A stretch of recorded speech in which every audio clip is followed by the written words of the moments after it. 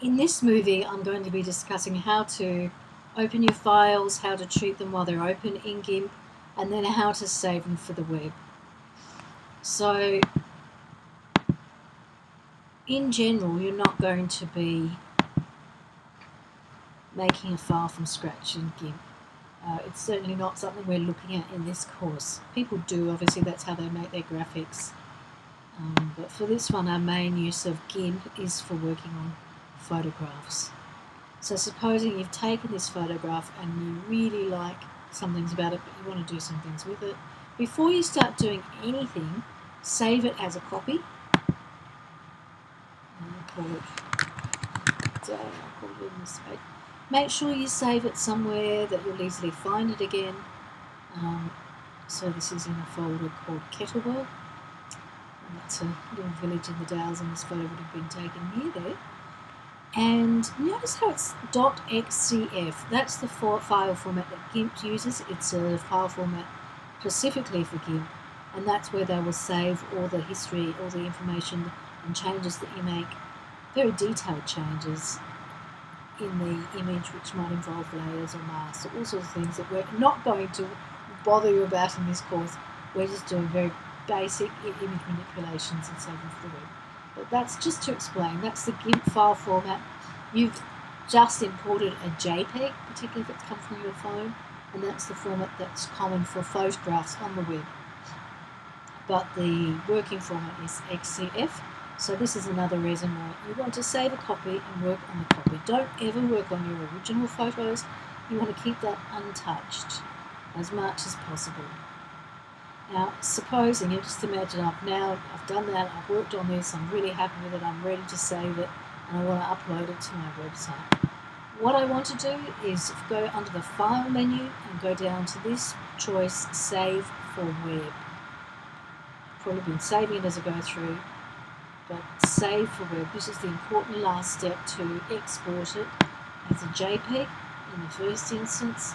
Different formats are optimal for different things, like for graphics, GIFs tend to be smaller file sizes, but for JPEGs, which are fairly complex images, you want generally photographs, which are complex images, you generally want a JPEG. Now, the reason why this is good and why it's helpful to have this tick to say Show Preview is that when you're saving for the web, you want to balance off file size and file quality, because the two tend to work a little bit against each other. To have a good looking photo, you really want to try and have a lot of detail per square centimetre. The more detail, the more image in the dots, the larger your file size. That's because it's got more information. It's all that beautiful crisp details and the great range of colours and things like that. That might be too big. Like sometimes some editors won't allow you to upload anything more than 1,000 kilobytes. So what you're trying to do is nudge this down, and there's a little bit of delay. So I don't need to go down that far because I just say I want to get it under 1,000 kilobytes. So I just experiment around a bit with the sliders. It's a little bit clunky. And try and get it up as high as possible while keeping under the 1,000 kilobyte file size. So you see I've almost got it up to 80, and I'm pretty happy with that by the look of it. Just head out a bit more to really get a sense of it. That isn't really compromise the image, and that's a wonderful thing with photos, is generally you do have a bit of leeway to get your file size down without compromising the images.